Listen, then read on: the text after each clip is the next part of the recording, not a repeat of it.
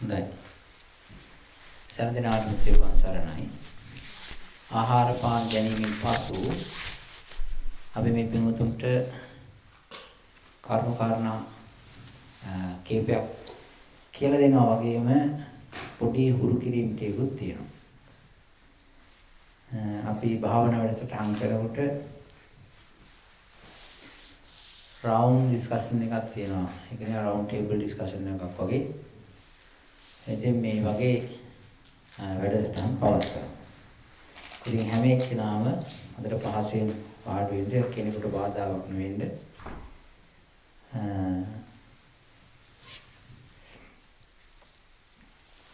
මේක විශේෂ වැඩසටහන සාකච්ඡාවක් කියා දීමක්.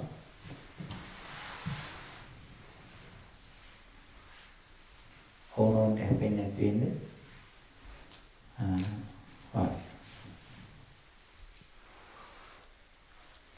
අනිත් එක තමයි කරුණු කාරණා කීපයක් මතක් කරන්නේ මේ පිටුතුන් බණ අහලා තියෙන පිරිසක්.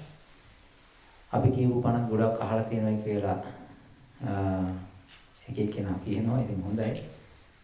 ඉතින් මේ හොඳට හිතන්න, මෙනෙහි කරන්න. සමහර වෙලාවට ඊමේල්ස් එහෙම යනවා එක එක කොහෙද දන්නේ නැහැ මිනිස්සු.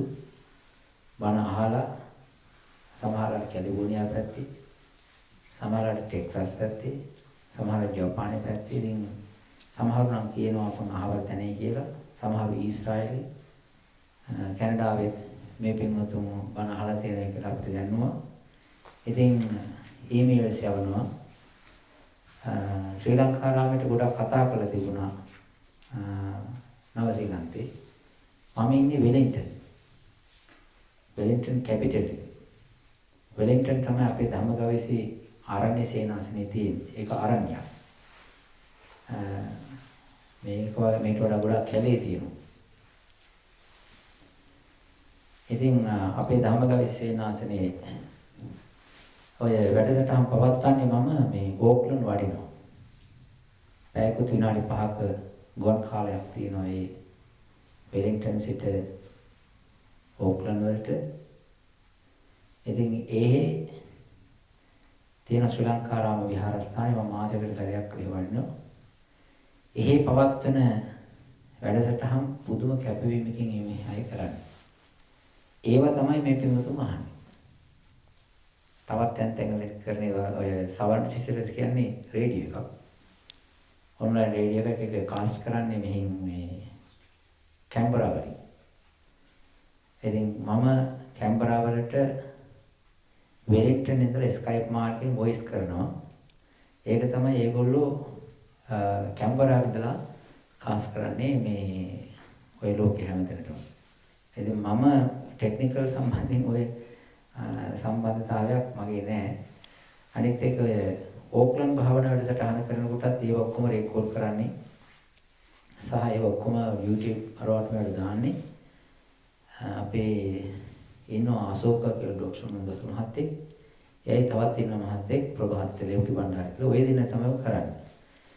ඉතින් මේ ඒගොල්ලෝ තමයි ඉතින් එන ප්‍රශ්න එහෙම අපිට යොමු කරන්නේ. හැබැයි මගේ ඊමේල් එක එහෙම අරගෙන යන් අය ඒ ප්‍රශ්න අහලා ඉවල තියෙනවා. ඉතින් ඔක්කොටම උත්තර දෙන්න බෑ. ඉතින් මේ සමහර වෙලාවට ඒ ඔක්කොම ප්‍රශ්න එකතු කරලා අපි බණ දේශනාවක් කරලා ඒක දාන උත්තරයක් හැදෙනවා. ඒක කරන්න පුළුවන්. ඉතින් බණ අහන එක හොඳයි. බණ අහලා පොතපත කියවලා දැන් මේ පින්වතුන් ඉන්නේ. ඒ වගේම තමයි පොතපත කියවලා දැනුමක් හදාගෙන බණ අහලා දැනුමක් හදාගෙන ඉනකොට අපි ධර්ම දේශනාව කරගෙන යනකොට දැන් අඩු දිර වෙනවා. එහෙම නේද? ඒ කියන්නේ මම දැන් කියාගෙන යනකොට මම කියන වචනෙට ඒ පින්වතුන් අතරින් එනවා මේ වචනේ මේවා. හැබැයි මම හිතන එක නෙවෙයි ඉන්නේ. තේරුණානේ? ඒක නිසා මම ධර්ම දේශනා කරනකොට සහ කියලා දෙනකොට ඒකට වාචසිකව එක්කාසු වෙන්නේ නැතුව ඉන්න එක හොඳයි. ඇයි එහෙම වෙන්නේ?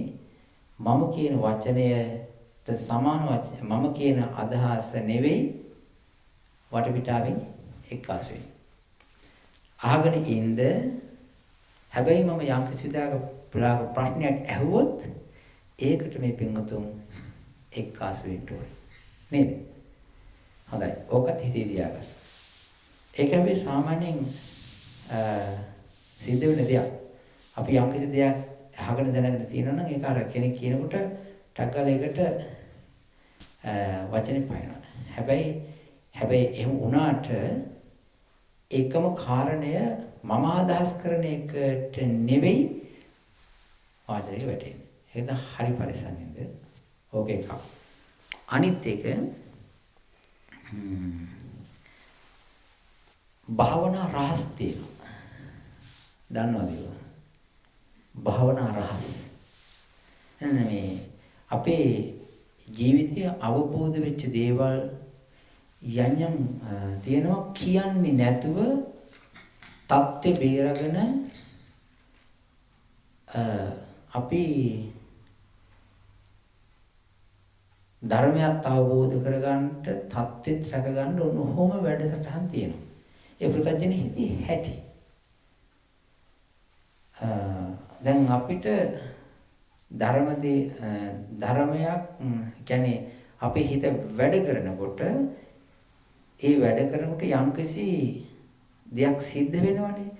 ඒක කතා කරන්නට කියලා දෙන්න අහන්න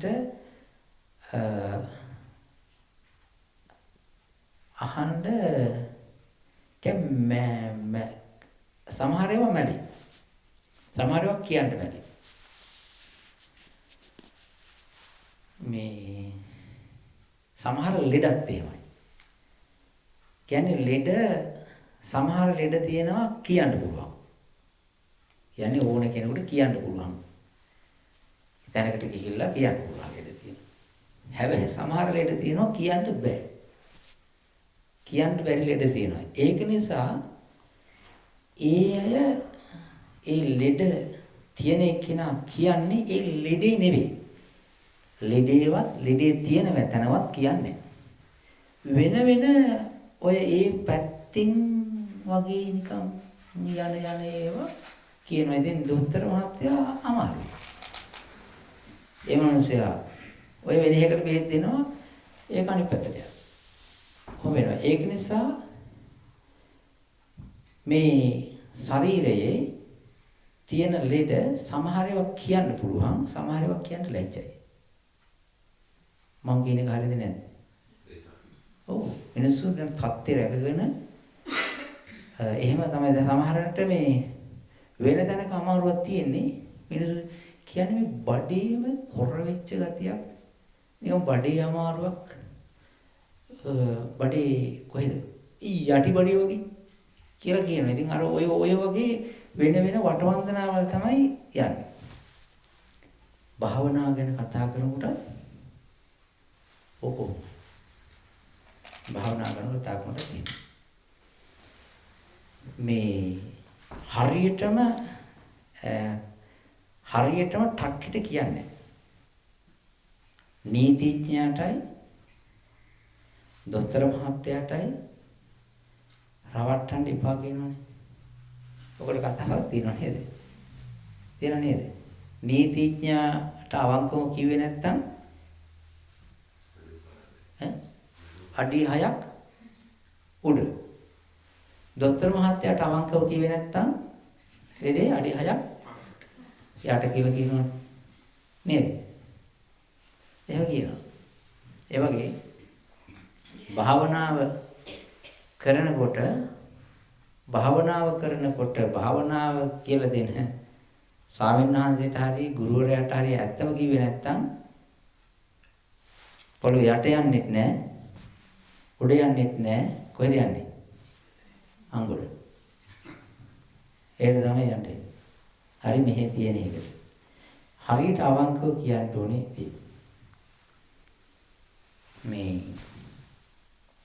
මේ පින්වතුන්ට මම මේ රවුමට වාඩි කෙරුවේ හරියට ඕපන්.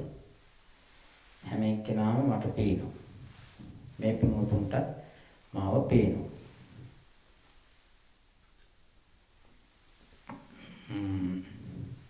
මේ පින්වතුන් හිතන්න අපිට මේ හිත කියන්නේ මොකක්ද? හිත කියන්නේ මොකක්ද?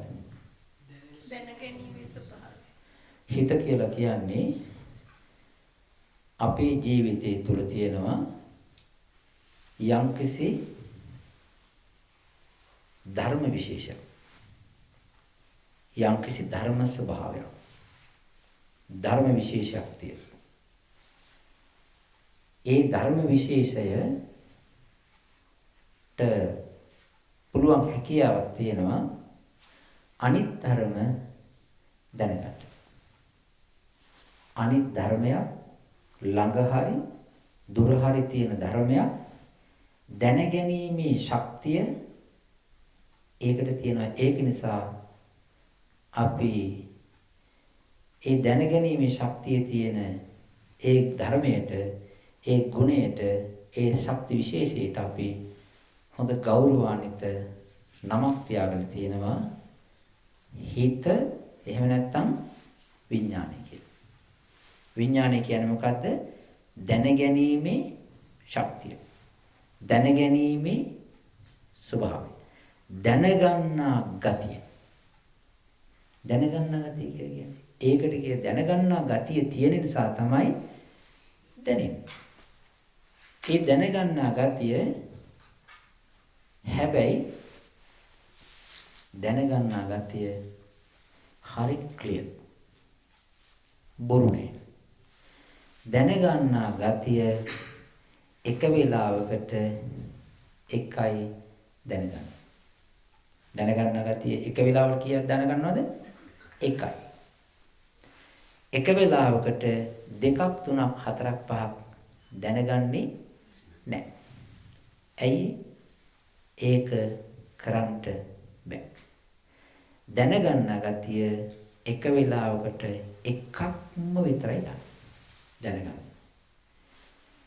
ඇහෙන් දැනගන්නවා, කනින් දැනගන්නවා, නාසයෙන් දැනගන්නවා, දිවෙන් දැනගන්නවා, කයින් දැනගන්නවා, හිතෙන් දැනගන්නවා, අතීතයේ දැනගන්නවා, අනාගතයේ දැනගන්නවා, වර්තමානයේ දැනගන්නවා. ඔය විදිහට දැනගන්න ගතියට පුළුවන් දැනගන්න. හැබැයි කොහේ ගියත් දැනගන්න ගතිය එක වෙලාවකට එකයි. අතීතය ගැන දැනගන්නකොට යමක් අනාගතයයි වර්තමානයයි ක්ලෝස්. වර්තමානයේ දෙයක් දැනගන්නකොට අතීතයයි අනාගතයයි අනිත් ඒවායි ක්ලෝස්. මේ ඇහෙන් දෙයක් දැනගන්නකොට අනිත් ඔක්කොම දොරවල් ටික ක්ලෝස්. ඔය විදිහට තියෙන්නේ. මේ දැනගන්න ගතිය කොහේ හරි ඉඳලා අපේ ජීවිතේ තියෙනවනේ. දැනගන්න ගතිය හේවත් හිතයි. අපි තවත් උකට කියන වචනයක් කියන්න බලන්න. දැනගන්න ගතියට තව තියෙන වචනයක්.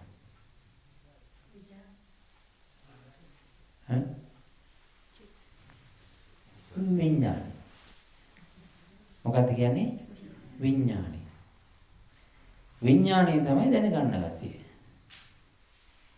ඕක අපි සාමාන්‍යයෙන් අපේ වැඩක් තියෙනවා. අපි හොද්දට තේරුණා තේරෙන වචනෙන් ගන්න යන්නේ නැහැ. නොතේරෙන බරපතල එකක් ඔළුවේ දාගෙන ඔහොම තමයි කැරකෙන්නේ. මේ කෑමක් තිබුණා මේ ලුණු මිරිස් වාගයක් එහෙම හදලා කැපලා මිරිස් කපලා ඕව දාලා මේ කුකුල් මස් තියෙන්නේ. ඒවා කෑලි කපලා ඒක බැදලා වගේක් හදලා ඒකට මේ කුකුල් මස් තෙල් දාලා කියලා කියන්නේ නැතුව ඒකට මොකද්ද දාලා තියෙන්නේ ඉංග්‍රීසි නම අන්න. දැක්කයි? Chicken devil. අර කුකුල් මස් වලට අර මේ මිරිස් කෑලි කපලා දාලා ඒක තෙල් දාලා කවලම් කරලා ඒකට කියන්නේ මොකද්ද? Chicken devil. එහෙම කියපු ගමන් පස්සේ යම් කුකුල් මසු ඩෙවලුයි දෙකක් නිකන් අමුතු හයියක් තියෙනවා. නේද? බොරු වචන එකාසු කරගෙන රැවටෙන්න අපි කියාපු අය. එහෙමනේ. ලංකාවේ එහෙම තියෙනවා. ඉන්දියාවෙත් තියෙනවා. මොකක් හරි නම්බුනාමයක් දීපු ගමම දුවගෙන ගිහලා ඒ ගන්න. වචන වලට හරිය මුලා වෙනවා. විඥානය කියන එකත් ඔය වගේ. විඥානය කියන එක තේරුනේ නැතත් විඥාන සංඛාර විඥාන පටිච්ච සමුප්පාද ඔය වචන සමහරු පටිච්ච සමුප්පාද ඒක මොකද්ද කියලා තේරෙන්නේ නැහැ. ඒ වචනේ කියවගේ ඔහි ඉන්න. දැන් මගේ ගාවට එක ඕන කෙනෙක් ආවා. එයා හොඳට උගත්. එයාට පටිච්ච සමුප්පාද ඉගෙන ගන්න ඕන. පටිච්ච සමුප්පාද කියලා. පංචශීලයේත් හරියට රකින්නේ. අටසීල් ගන්නත් ඒ තරම් උනන්දුවක් නැහැ. අර ලොකු වචනයක් නේ. ඒ පටිච්ච සමුප්පාද කියන ලොකු වචනයනේ. අර එව්වට කැමති.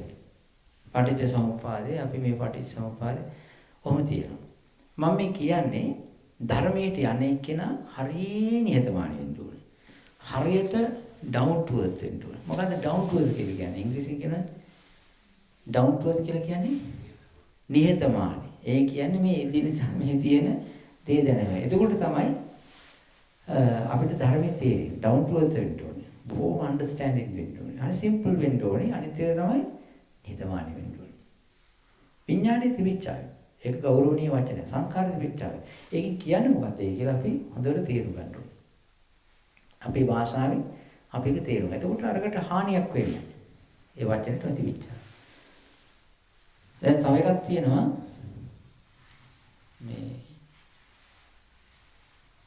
මම 80 ගණන් වල 90 ගණන් විතර කොළඹ ඉන්නකොට භාවනා වැඩසටහනක් පැවැත්වුවා. ඒ ඉංග්‍රීසි හාමුදුරුවෝ ඇවිල්ලා ඒ කාලේ පැවැත්වුවා මේ මෙඩිටේෂන් ක්ලාසස් පැවැත්වුවා.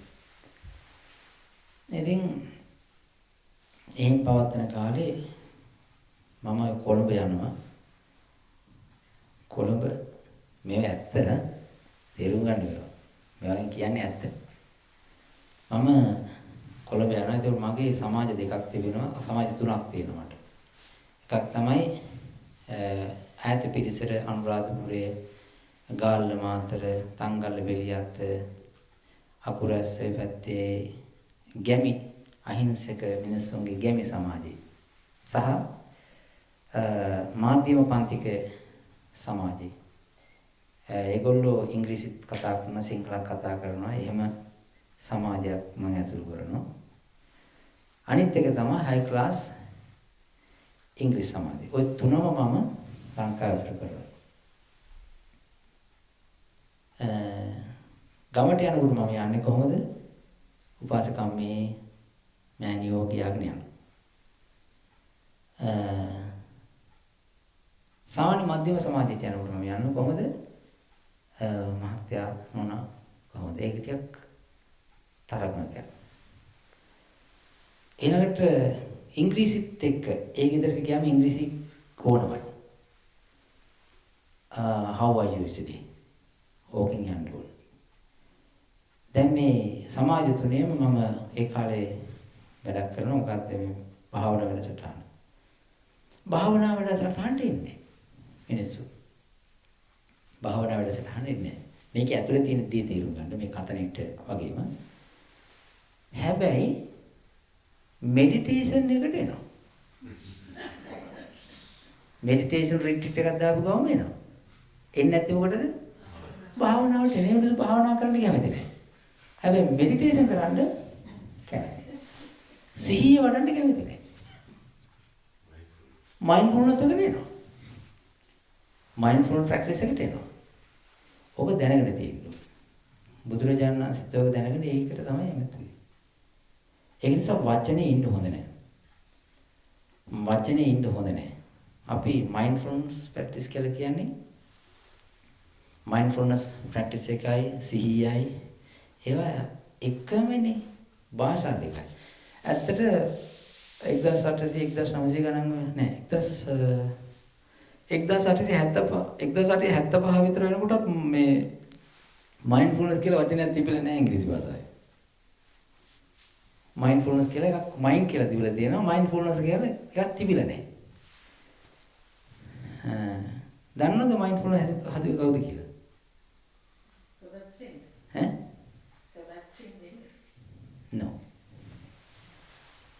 මේ ඒ කාලේ සිවිල් පාලකෙක් ඉඳලා තියෙනවා ශ්‍රී ලංකාවේ. එයාගේ නම මේ සිවිල් ඔෆිසර් කෙනෙක්. එයාගේ නම රීස් ඩේවිඩ්ස්. ඒ මහත්තයා තමයි හික්කඩුවේ ශ්‍රී සුමංගල ස්වාමීන් වහන්සේත් එක්ක එහෙම එකතු කරන ඔය මේ ඩික්ෂනරි එකත් හදලා තියෙන. ඒ මහත්තයා ගොඩාක් ධර්මයේ ඉගෙන ගන්න යොමුලා තියෙනවා. පාලි භාෂාවේ තියෙන සිහිය කියන සතිය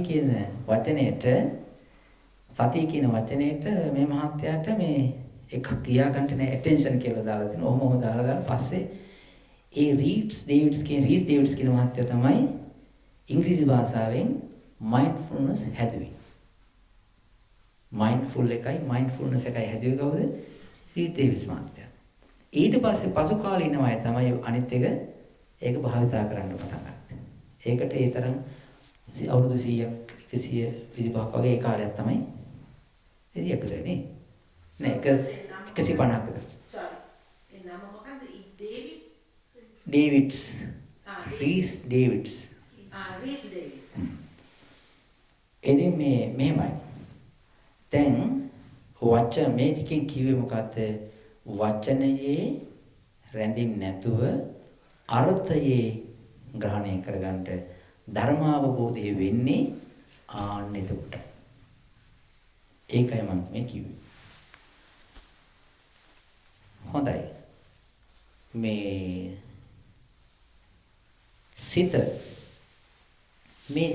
කියන එක මේ දැනගන්න ගතිය කොයි පැත්තින් වගේ ඉඳලා දැනගන්න විදියක්ද පේන්නේ. මේ හිත කියන එක අපේ ජීවිතයේ කොහේ හරි තැනක තියෙනවනේ. කියන්නේ සෙන්ටර් වෙලා තියෙනවනේ. මොන පැත්තේ ඉඳගෙනද ඔය දැනගන්න ගතිය දැනගන්නේ? ඈ? යනකට අරමුණු කරන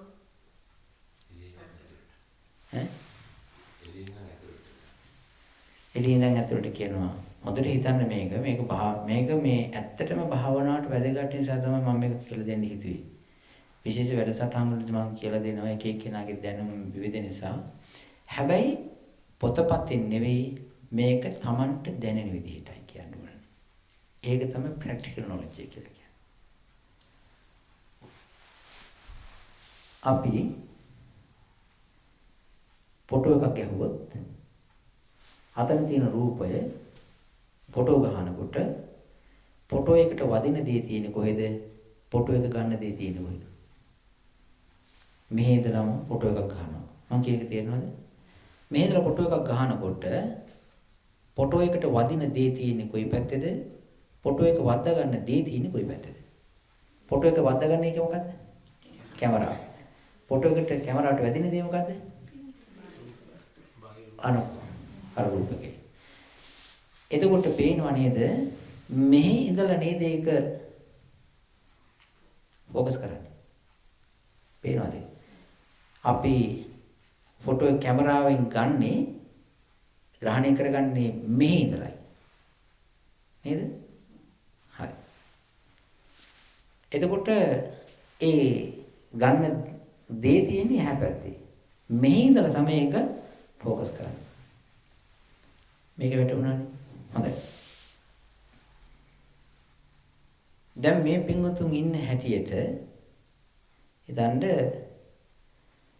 මම කියනවා මේ පින්වතුන්ට හිතන්න කියලා උඩ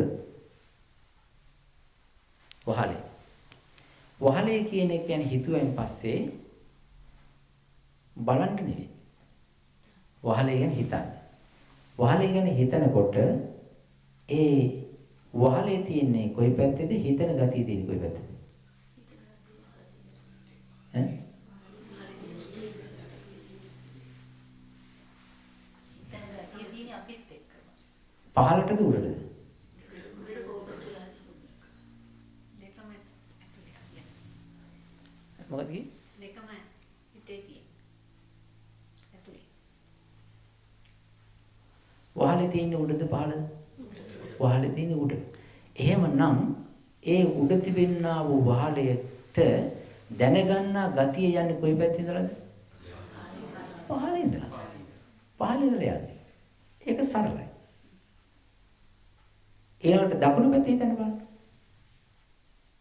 දකුණු පැත්ත හිතනකොට තමන්ගේ හැම එක්කෙනාගේම තමන්ගේ දකුණු පැත්ත හිතනවා. තමන්ගේ දකුණු පැත්ත ගැන හිතනකොට තමන්ගේ පැත්තේ ඉඳලා දැන් අර පිටිය ගැන හිතන්න බලන්න.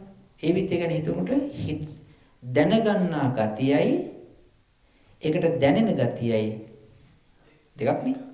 දැනගන්නා ගතිය තියෙන්නේ තමා පැත්තේ, දැනෙන දේ තියෙන්නේ ඒ පැත්තේ. එතකොට පේනව නේද දැනගන්නා ගතිය ටිකක් මෙහි ඉඳලා අර පැත්තට යනවා කියන්නේ. වම් පැත්ත ගැන හිතන්න බලන්න.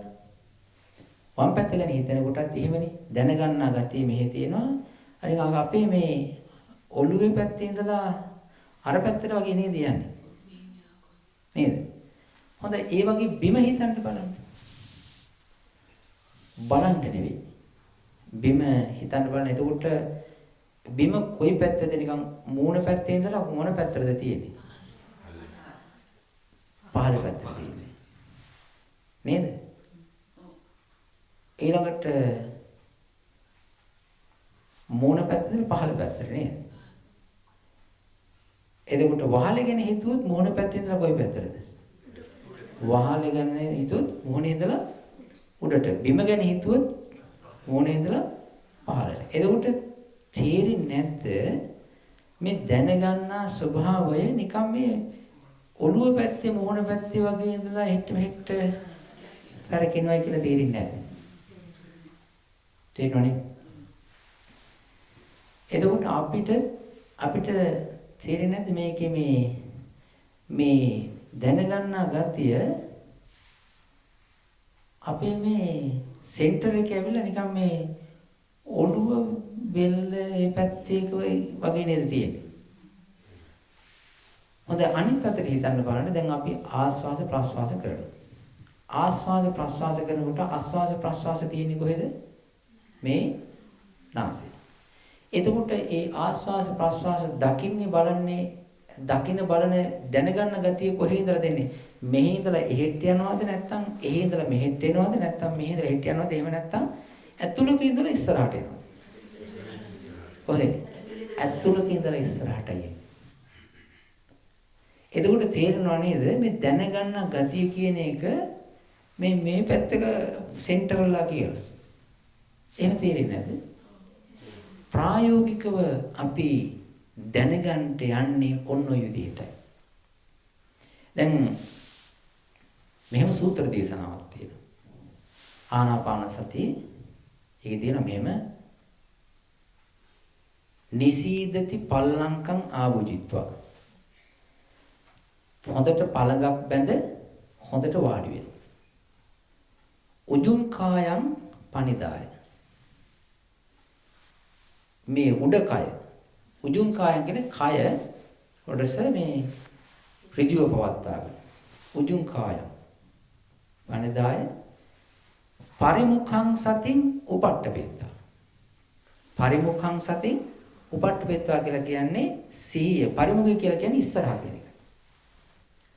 සිහිය ඉස්සරහට දාලා.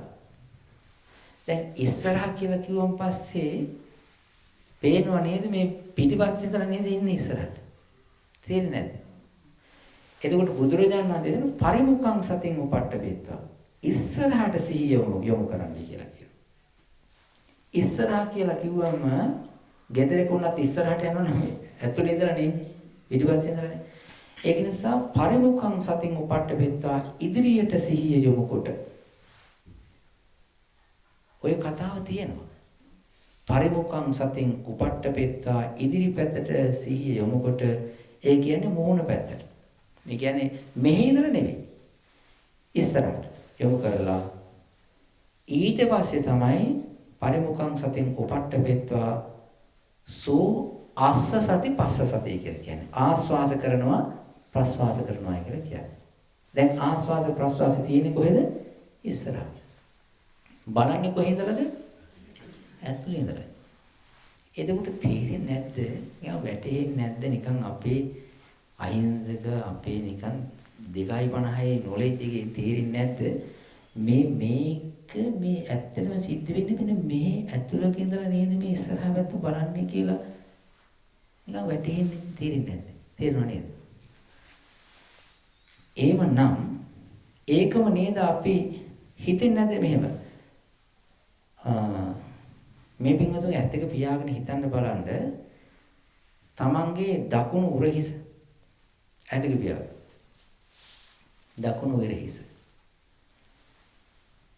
දකුණු උරහිස දිහා හිතනකොට නිකන් තමන්ට ඒ හිතන ගතියයි හිත තියනවා වගේ තියෙන තැනයි දකුණු පැත්තේ උරහිසටයි අඩි කීයක් විතර අඩි අඟල් කීයක් නේ 6ක් කියනවා 8ක් කියනවා එච්චර දැනෙන්නේ නෑ ඇත්තම කියන කමන්නේ නෑ එක එක නෙවෙයි ඒ අයිති නෑනේ අන්න එතන දැන් මට දැනෙන විදියයි මේ කොච්චරක් විතර තේරෙනවද කොහොමද අඟල් 6ක් විතර දැනගන්නා ගතිය ඉඳලා දැන් උරහිසට නිකන් අඟල් 6ක් විතර තේරෙනවා ඒක ඇත්ත නේද අඟල් 6ක් 8ක් හොඳයි ඔහොම ඉඳගෙන හිතන්න බලන්න දකුණු පාදයේ ධන හිස ගැන. දකුණු පාදයේ ධන හිස ගැන හිතන්න යනකොට ඒ හිතන පැත්තේ ඉඳලා ඒ ධන හිසට නිකන් කොච්චරක් විතර හරියටම නැති වුණත් ඔහොම නේද දැනෙන්නේ. හරියටම නැති වුණත් ඔහොම තමයි දැනෙන්නේ. එතකොට තේරෙනව නේද මේ දැනගන්න ස්වභාවය ඒවත් දැනගන්න ගතිය මේ පැත්තක ඉඳලා නේද ওই පැත්තට නිකන් යන්නේ කියලා තේරෙන්නේ නැද්ද? එනව නේද? ඔන්න ඔහොම තමයි ප්‍රායෝගිකව දැනගන්නා ගතිය කේන්ද්‍ර කරලා තියෙන තැන අපි දැනගන්න. දැනගන්නා ගතිය ඒවත් හිත කේන්ද්‍රීය වෙලා තියෙන තැනක් තියෙනවනේ කොතන හරි. මේ පින්වතුන් පරණ වීඩියෝ එකක් අහලා තියෙන දැන මට ප්‍රශ්න ඇහුවා මිනිස්සු. මේ හිත තියෙන තැන කොහෙද කියලා අහලා. මේ අභිධර්ම පන්තියේ සහ ධර්ම දේශනාවක සුදුත් ඇහුවනේ. ශ්‍රී ලාංකිකයන් සමහර වෙලාවට බෙරෙන්න පුළුවන් සුදුත් එකම. ඒ මිනිස්සු අමුතු ඒවා ආනවා. ඒ මිනිස්සු එකක් එවම් පස්සේ ප්‍රතික්ෂේප කරනවා. තාසක ඕස්ට්‍රේලියාවේ බණක් කියන්න ගිහිල්ලා සුදු කට්ටිය හිටියේ. එදින බණ කියලා ඉවරනා මම අර දෙදෙස් මේ බුදුරජාණන් වහන්සේගේ 32ක් ලක්ෂණ තියෙන්නේ මහා පුරුෂ ලක්ෂණ. ඒකේ තියෙනවනේ මේ බුදුරජාණන් වහන්සේ උස මහත් ඊට පස්සේ තියෙනවනේ රත්තරන් පාට ඇස් දෙක එහෙම තියෙනවනේ ලස්සන. ඒක මිනිස්සෙක් නැගිටලා කිව්වා අර පිරිස ඉස්සරහා පිටම Bante, I don't believe that what you said today. මම පිළිගන්නේ නැහැ ඔබ කියපු. මම ඊට පස්සේ ඉතින් මට ඕස්ට්‍රේලියාට ආලු මම I just talk to you according to the scriptures and Dhamma books. It is dependent on you to accept it or reject. හරිනේ. ඒක පිළිගන්නේ එකයි නොපිළිගන්නේ එකයි ඔයාගේ ජොබ් එකක්. මම මේ කරේ මම දේශනාවට තියෙන හැටියට. ඉතින් හැබැයි බුදුරජාණන් වහන්සේගේ දෙසක් මහා පුරුෂ ලක්ෂණ තියෙනවා. ඒවා තියෙනවා. හැබැයි ලෝතර බුදුරජාණන් වහන්සේ මේ ජීවිත කාලෙදී මම දැකලා නැහැ. ඇත්තනේ ඒක. පෙර සංසාරේ බුදුරජාණන් වහන්සේගේ කාලේ වැඩ හිටියා නම් ඉපදිලා හිටියා නම් මේ අඩුතරම ගොවි මාත්‍යෙක් හැටියට හරි හිටියා නම් දැකලා ඇති. මේ ජීවිතේ මම දැකලා නැහැ. ඉතින් මේ ඔබ ප්‍රතික්ෂේප කරා. ඊට පස්සේ මමත් කිව්වා ඉතින් එයා බාර ගන්න නැත්තම් කයින්ද. පස්සේ මාසේ කාමාවකට දෙකකට පස්සේ මේ මිනිස්සු එනවා. ඇවිල්ලා කියනවා Bante, today I accept what you said a couple of months ago. මාස දෙකකට විතර උඩදී කිව්ව දේ මම අද පිළිගන්නවා. මම මේ හදිස්සිය ඔයා මොකටද මේ එකක් පිළිගන්න යන්නේ කියලා. ඊට පස්සේ කිව්වා මගේ යාළු ගෙදරක් තියෙනවා ඉන්දියන් ජාතික මිනිස්සු ඉන්නේ පංජාබි පවුලක්. මම ඒ කියනවා මට මේ ජොබ් එකක් හම්බුණා බේබි සිටින් යන්න මට කීයක් හරි ගෙවනවා. ඊට පස්සේ මේ ඒ ගෙදර ඉන්නවා ලස්සන ගෑනු ළමයි. පුංචි අවුරුදු 1කමාරක් දෙක විතර. මන්දෙන් මම නම් ඒ ළමයාගේ ඇස් දෙක තරම් ලස්සන ඇස් දෙකක්. මම මේ ඕස්ට්‍රේලියාවේ කවදාවත් සුදු ළමයෙක් දැකලා නැහැ කියලා. සුදු ළමයෙක් කිව්වත් මේ වගේ ලස්සන ඇස් දෙකක් බ්‍රයිට් පල් කලර් එක ඒ වගේ ලස්සන මෘදු මොලොක් ඇස් දෙකක් දැකලා නැහැ. ලස්සන පාට. ඉතින් මම කල්පනා කරා ඉතින් මේ ළමයා දිහා දැක්කන් පස්සේ බන්තේ ජීන අලංකාරات මතක් වුණා කියලා කිව්වා. අර බුදුරජාණන් වහන්සේගේ දේශනාවයි. ඊට පස්සේ හිතුවා බුදුරජාණන් වහන්සේ North Indian definitely the Buddha who appeared years ago should be like this. More than like this කියලා එහෙම කියලා කිව්වා. More than this girl. ඔන්න ප්‍රතික්ෂේප කරපු දේ එයා ප්‍රායෝගිකව බාරගත්ත වෙලාව ඔය වගේ තියෙනවා. ඉතින් මේ අපි ධර්ම දේශනා කරන්න ගියාම කියලා දෙන්න සමහර ඒවා ප්‍රතික්ෂේප වෙනවා සමහර ඒවා බාර ගන්නවා. ඉතින් දැන් මේක ප්‍රායෝගික හැටියට තමයි මේක අපි බලන්න ඕනේ ප්‍රායෝගිකව. දැන් ඒකට තේරෙනව නේද මෙතන ඉඳලා නේද මේක මේ වැටෙනවා කියලා තේරෙන්නේ නේද? තව එකක් තියෙනවා මේක ටිකක් පැහැදිලි වුණාද? ඔහොම තමයි තේරුම් ගන්න සිත තිබෙන තැන. හිතන ගතිය තියෙන තැන. අනිත් එක තමයි අපි හිතමු අපේ හිත තියෙන්නේ අතේ කියලා. අපේ හිත තියෙන්නේ අතේ කියලා හිතමු. අතේ හිත තියෙනවා නම් අත කපාපු මිනිස්සු ඉන්නව නේද? නේද? එතකොට අත කපනකොට හිත යන්න ඕනේ නේද? නමුත් මිනිස්සු මැරෙන්නේ නැතුව ඉන්නෝනේ අත නැතුව. ඒක නිසා තේරෙනව නේද හිත අතේ නැහැ කියලා? නේද? කකුලෙත් නැහැ කියලා තේරෙනව නේද? කකුල් කපපු මිනිස්සු ඉන්නව නේද? යුද හමුදාවේ එහෙම. තිබුණා නම් යන්න එපා කකුල් කපනකොට. නේද? එතකොට කන් කපපු මිනිස්සු ඉන්නවනේ. කනිත් එහෙම නැහැනේ. දතකවත් තිබුණා නම් හිත හයි වෙලා දත් ගලවන්න යනවනේ. දත් නැති මිනිස්සු ඉන්නවනේ. ඒක නිසා තේරෙනවනේ දත් වල නෙමෙයි හිත තියෙන්නේ කියලා. එහෙම නේද? බඩවැලකට නෙමෙයිනේ බඩවැල අයින් කරපු මිනිස්සුත් ඉන්නවනේ. හැබැයි සමහරවිට අත නැති මිනිස්සු ඉන්නවා, කකුල නැති මිනිස්සු ඉන්නවා.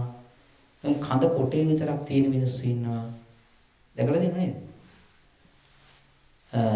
එහෙම නැතුණා අත් දෙක නැති වුණත් පාදක නැති වුණත් ඇතුළත සමහරට ඔය පෙනහළු හයි කරලා තිබෙනවා heart replacement එකක් කරලා තියෙනවා. පින්වතුන් දැකලා තියෙනවද බෙල්ල නැතුව කඳ විතරක් තියෙන මිනිස්සු? බෙල්ල නැතුව කඳ විතරක් තියෙන මිනිස්සු දැකලා තියෙනවා. ඇයි? නැහැ. එහෙම ඉන්න බෑ. එහෙනම් තේරෙනවා ටිකක් මේ හිත කියන එක මේ පැත්තටයි තියෙන්නේ කියලා. පැහැදිලිද මේක? තව එකක් තියෙනවා මේ මම කරුණු දෙයක් හිත තියෙන තැන තේරුම් ගන්නට අපේ උපකල්පන සහ උපාය මානසිකාරය යොදන විදිය තමයි මේ කිව්වේ. තව එකක් තිබෙනවා මේ ඒ තමයි නාම රූප දැනෙන විදිය. නාම රූප දැනෙන විදිය සමහර කෙනෙකුට ස්පර්ශය වැටෙනවා, සමහර කෙනෙකුට වේදනාව වැටෙනවා, සමහර කෙනෙකුට රූපේ වැටෙනවා. දැන් එක එක්කෙනාට එක එක විදිහට තමයි යෝග දැනෙන්නේ. හැබැයි අපිට දැනගන්න ඕනේ ධර්මතා දෙකක්. එකක් තමයි රූපේ දැනගන්න ඕනේ, නාමය දැනගන්න ඕනේ. සමහරුන්ට නාමය පැහැදිලිව පේනවා, සමහරුන්ට රූපේ පැහැදිලි වෙනවා. අපිට වැටහෙන්නේ මොකද්ද? රූපේද නාමයේද? රූපය. අපිට ඕලාරික රූපයක් තියෙන නිසා. දැන් මේ රූපය ගාව නාමය තියෙනවාය කියලා අපි දැනගන්නේ කොහොමද? නාමය රූපය අඳුනගන්නේ කොහොමද? රූපය යම්කිසි තැනක වැටහෙනවා නම් තේරෙනවා නම් ඒ තේරුම්නේ කුමක් නිසාද? දැනෙන්නේ කුමක් නිසාද? දැනෙන්නා වූ හිත එතෙන්ට හැරවිලා, එතෙන්ට ફોકસ වෙලා, එතෙන්ට යොමු වෙලා තියෙන නිසායි. ඒ නිසා මේ රූපය, ඒ රූපය දැනගන්නා වූ ගතිය තමයි දැනෙන හිත. මේ කන ගැන හිතනද කන ගැන හිතනකොට අනිත් ඔක්කොම ටික අපිට අමතක වෙනවා. කන ගැන විතරක් හිතෙනවා. සමහර විට කන ගැන චිත්ත රූපයකුත් මැවෙනවා. ඒ වෙලාවට දැනගන්නා ගතිය කන පැත්තට යොමු වෙලා තිබෙන්නේ. කන තමයි රූපය, දැනගන්නා ගතිය තමයි හිත. පැහැදිලිද? ඔය විදිහට ආස්වාස මෙනෙහි කරනවා.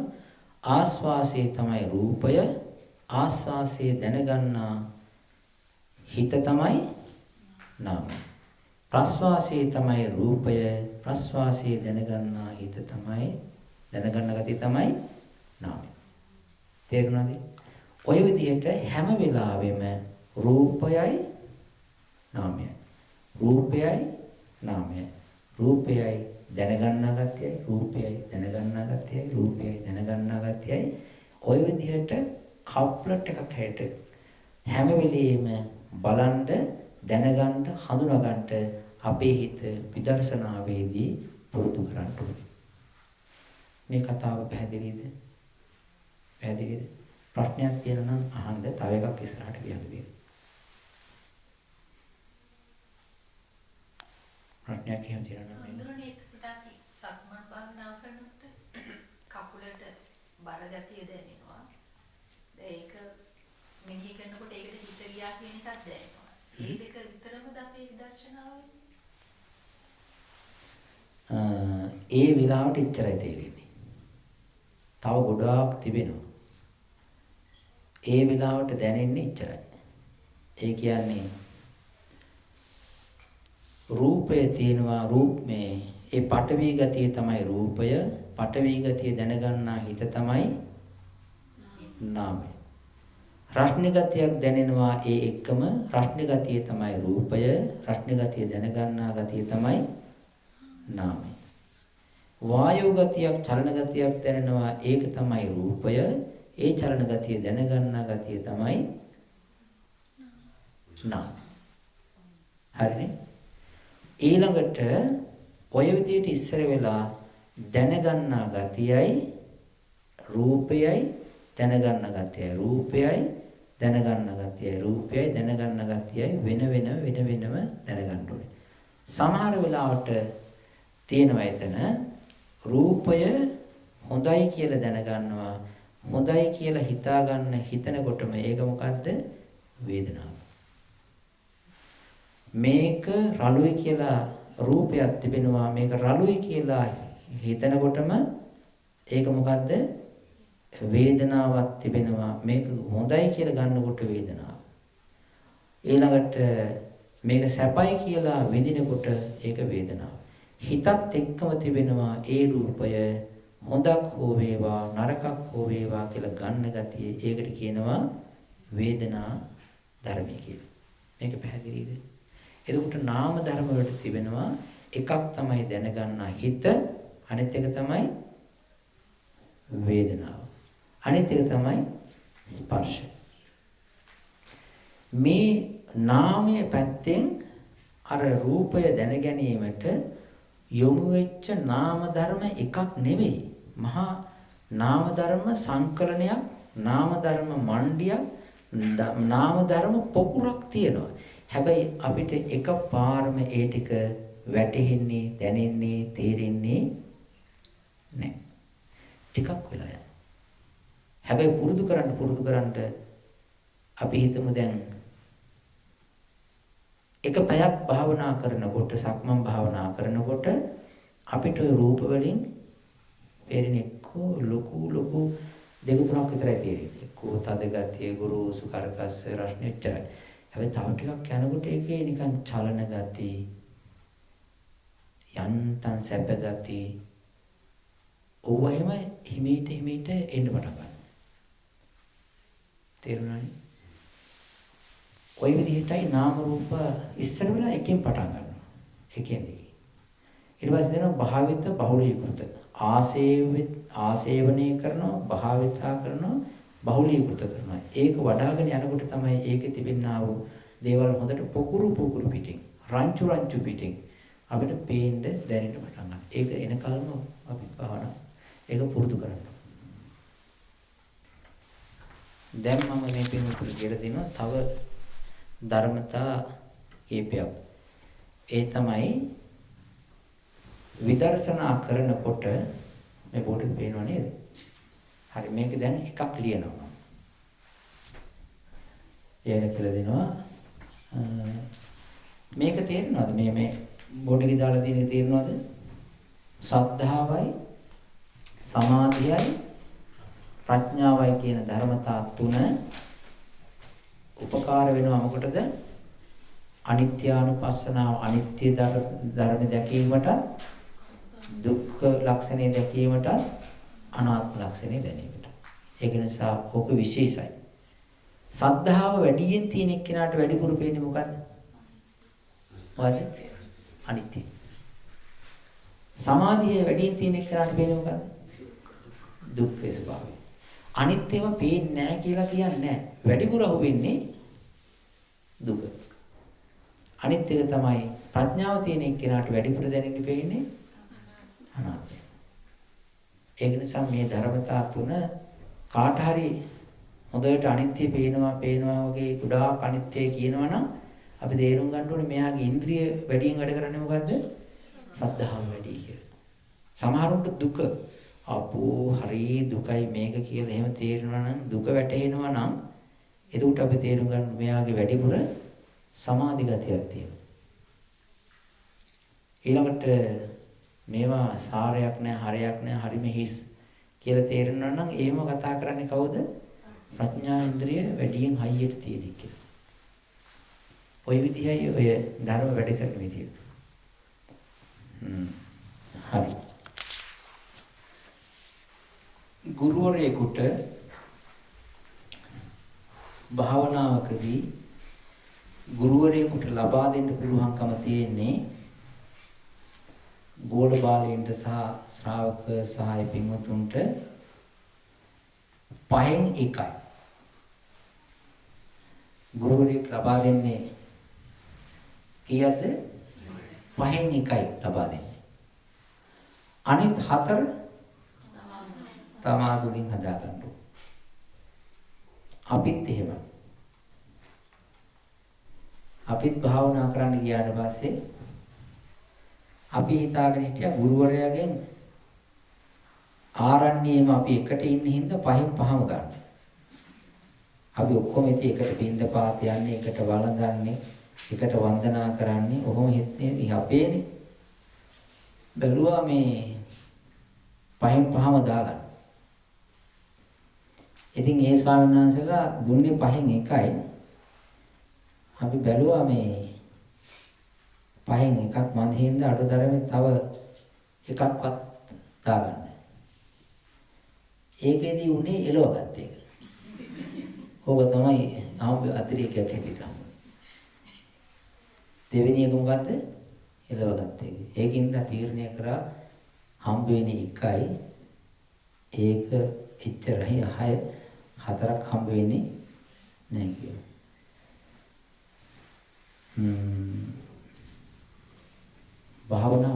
භාවනා කරනකොට තිබෙන ඥානපීලියක්. භාවනා කරගෙන යනකොට ඥානපීලියක් තිබෙනවා. සම්මර්ෂණ ඥානය, උදයව්වේ ඥානය, භංග ඥානය, බයතුපත්ඨාන ඥානය, ආදීනව ඥානය, නිබ්බිදා ඥානය, ඊළඟට පටිසංඛා ඥානය, සංඛාර උපේක්ඛා ඥානය, ඊළඟට අනුලෝම ඥානය, මාර්ගඵල ආදී වශයෙන් මොහොතේ ඥාන පෙළියක් තිබෙනවා. මේ ඥාන එක පිළිවෙලකට තමයි පහළ වෙන්නේ. ඒක වඩන්න පොඩ්ඩ ඥානෙ දියුණු වෙලා මෝරලා යනවා. විපස්සනා ඥානවල විපස්සනා ඥානයේ වැඩිගෙන යනකොට අවස්ථා තුනක් තියෙනවා. කීයද? අවස්ථා තුනක් තියෙනවා. ඒ අවස්ථා තුනට කියනවා මේ විපස්සනා ඥානයේ මෘදු අවස්ථාව, විපස්සනා ඥානයේ මධ්‍යමික අවස්ථාව සහ විපස්සනා ඥානයේ තීක්ෂණ උපරිම අවස්ථාව කියලා. මේක තේරුණාද? හරි. විදර්ශනාවේ තියෙනවා අවස්ථා කීයද? තුනක්. විදර්ශනා ඥානවල පළවෙනි මොකද්ද?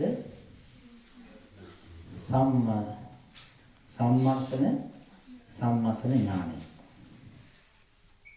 දෙකට කිව්වේ මොකද්ද? උදේවැය ඥානය. තුනට කිව්වේ මොකද්ද? භංග ඥානය. ඊළඟට කිව්වේ මොකද්ද?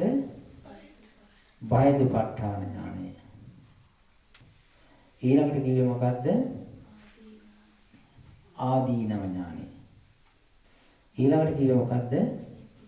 නිබ්බිදා ඥානය. ඊළඟට කිව්වේ මොකද්ද? නිබ්බිදා ඥානයෙන් ගාවට මුංචිත කම්මතා ඥානය. ඊළඟට කිව්වේ මොකද්ද? පටිසංඛාන ඥානය. ඊට පස්සේ කිව්වේ මොකද්ද? සංඛාර උපේක්ඛා ඥානය. මේ ටික මේ පින්වතුන් අහලා ඇති. අහලා තියෙනව නේද? කී දෙනෙක් අහලා තියෙනවද? 1 2 3 4 5 6යි 7යි. අහලා තියෙනව නේද? හරි. එතකොට සංඛාර උපේක්ඛා ඥාන කීයක් තියෙනවද? මේක කියන මොකද්ද? 1යි 2යි 3යි 4යි 5යි 6යි 7යි 8යි 9යි. 9ක් තියෙනව නේද? හරිනේ. මේවට කියනවා අපි දාමු මෙහෙම. මොනවද මේ? නව මහා විපස්සනා ඥාන. මේක පටන් ගන්න ඕනේ කොතෙන්ද? මේ සම්මර්ෂණ ඥානෙ. මේ සම්මර්ෂණ ඥානය හරි වැඩගොඩයි. සම්මර්ෂණ ඥානයේට වැඩගොඩයි. හැබැයි සම්මර්ෂණ ඥානය හොඳට හදාගත්ත කෙනාට මේවා යා ගන්න පුළුවන් හොඳට වේගින්. මේ ටිකට යන්න ඉක්මන් වෙන්න හොඳ නැහැ. මිනිස්සෙක් කැලේ ගහක් කපලා ඇඳක් හදන්න යනවා හොඳට නිදා ගන්න. හොඳට නිදා ගන්නට ඇඳක් හදන්න එපායි. ඇඳක් හදන්න යනවා. දැන් එතකොට නිදා ගන්න එකද ලේසි ඇඳ හදා ගන්න එකද ලී හොයන එකද? නිදා ගන්න එක ලේසි නේ.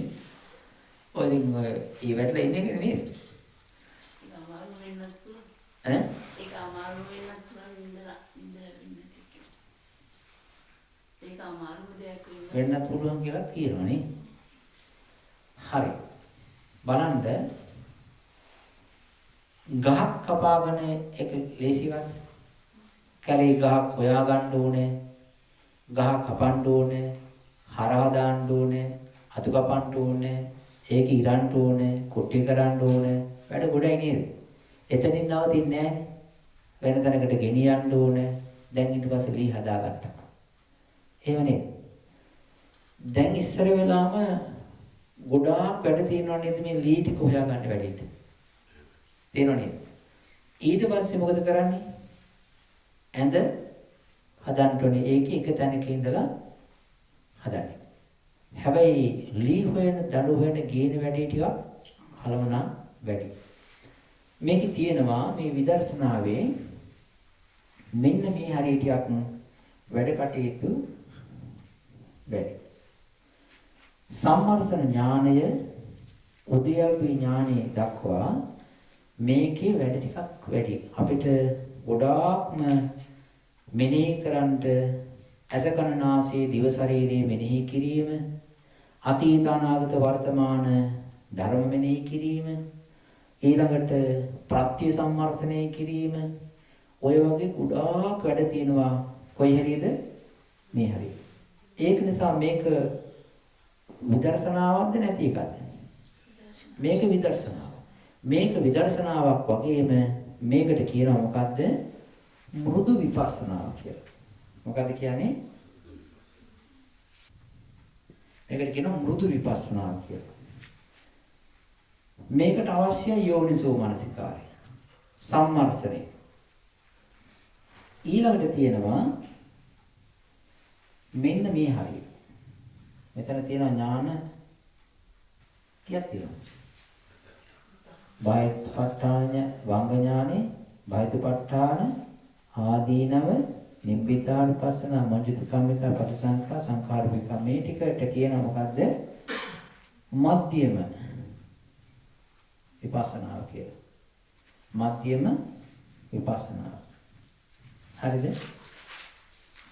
මෘදු විපස්සනාව, මධ්‍යම විපස්සනාව. මේක පැහැදිලිද? ඊළඟට මේක වැඩි ගියයින් පස්සේ මේ ටික හොඳට වඩාගෙන ආවන් පස්සේ මෙන්න මේ හරියේ විශේෂිතයක් තියෙනවා. ඒකට කියනවා අනුලෝම ඥානය කියලා. මේ අනුලෝම ඥානය තමයි තියුණු විපස්සනා. මේක පැහැදිලිද? දැන් බලන්න මේ ටික මෘදු විපස්සනා, මේ ටික මධ්‍යම විපස්සනා, මේ ටික අනුලෝම විපස්සනා. මේ කියන්නේ තියුණු විපස්සනා. එකපාරම මෙතෙන්ට ය아가න්න බැහැ. අපි වැඩි හැසිරෙන්න ඕන. කොයි හරියද? මේ හරිය. මේ හරිය හැසිරෙනකොට මේවා ඉක්මනට පාස් කරගෙන සමහරට පෙර සංසාරයේදී ගොඩාක් කුසල් කරලා විපස්සනා බණ අහලා විපස්සනා භාවනා කරලා අනිත්‍ය දුක්ඛ අනාත්ම මෙනෙහි කරලා ඔය විදිහට යනකොට ඒ වගේ කෙනෙකුට සම්මර්ෂණ ඥානෙ උදේ වෙන ටක්කලය හරි වේගින් යනවා. ඇයි වෙන්නේ? ගොඩාක් යා මහන්සි වෙලා නිදි මරාගෙන ඉඳ ගන්නට බැරුව, හිට ගන්නට බැරුව, කන්ද බොන්න නැතුව ඔය වගේ ගොඩාක් මහන්සි වෙලා සංසාරේ මේ වැඩේ කරලා තියෙන නිසා එයාට හරි ලේසි මේ වැඩේ කරන්න. පැහැදිලිද? ඒක නිසා අපි බණ අහලා ධර්මාභෝධය කරගත්තුනා කියලා කියනෝනේ. බණ අහපු කෙනෙක් ධර්මාභෝධය කරගන්නේ ඒකාන්තයෙන්ම අනිත්‍ය දුක්ඛ අනාත්ම ලක්ෂණ තේරුම් ගැනීමෙන්. කවදාකවත් ඒ තුනට යන්නේ නැතුව බුදුරජාණන් වහන්සේ ඉස්සරහ පිටවත් ධර්මාභෝධය කරගන්නේ නෑ කවුරුත්. අනිවාර්යයෙන්ම තිට යන්න ඕන. ඒ යන්නේ මේ විදිහටයි. මේක පැහැදිලි. ස්වාමීන් වහන්සේ එතකොට අපි දැන් අපිට පරණාත්මන මතකයක් නැහැනේ.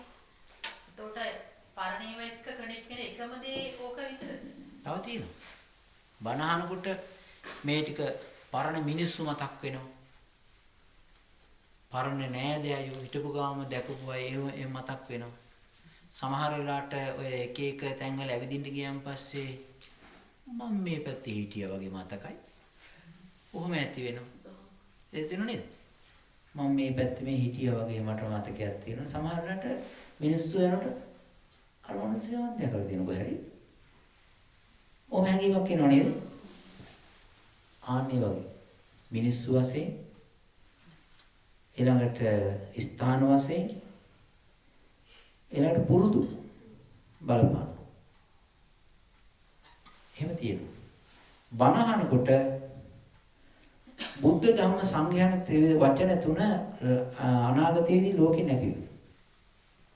බුද්ධ ධම්ම සංඝයාන වචන තුන ලෝකෙන් නැති වෙනවා. නැති වුණාට පස්සේ කාලෙකදී ඕක ලෝකෙට එනවා. කාලෙකදී ওই වචන තුන ලෝකෙට එනවා.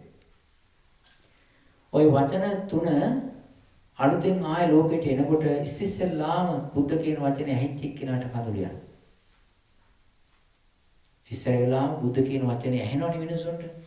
ඒ ඇයිට කඳුළු වෙනවා. ඇයි? අහලා පුරුද්ද යට ගිහිල්ලා පුරුදු ඒ වුණාට හිතේ යට තියෙනවා. සමහරුන්ට කතා කරගන්න බැරි වෙනවා. කවුද ඒ එක්කෙනෙක්? පුක්කුසාති රජතුමා බුද්ධ ධම්ම සංඝයාට ත්‍රිවිධ ගැන අහන්න ලැබලා රජමාලිගාවට යන්නේ නැතුව එහෙම ගියා යන්න මේ සවැත් නුවර බලන්න. තක්සේලාවේ පුක්කුසාති රජුරන්ට උනානේ. පුක්කුසාති රජුරට අහන්න ලැබුණා බුද්ධ ධම්ම සංඝයාන ත්‍රිවිධ රත්නේ වෙලෙන්දන් අහන්න ලැබුණේ 15යි කියලා. ඊට පස්සේ ඒ එක්කම ඔක්කොම ආපහු යන්නේ නැතුව ගියා. ඇයි?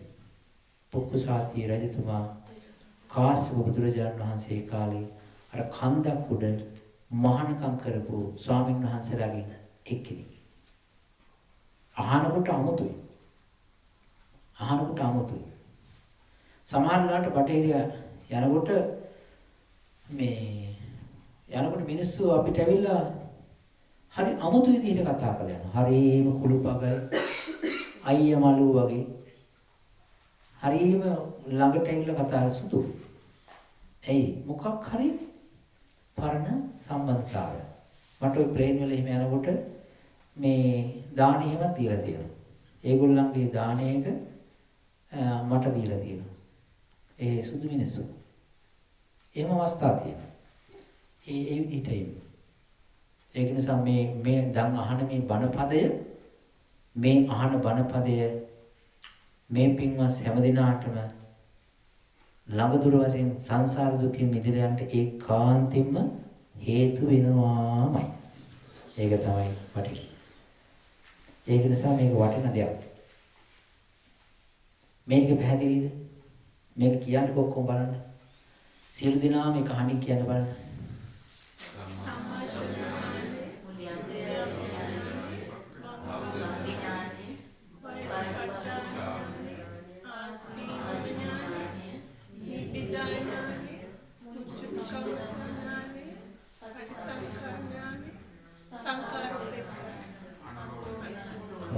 අනුලෝම ඥාන.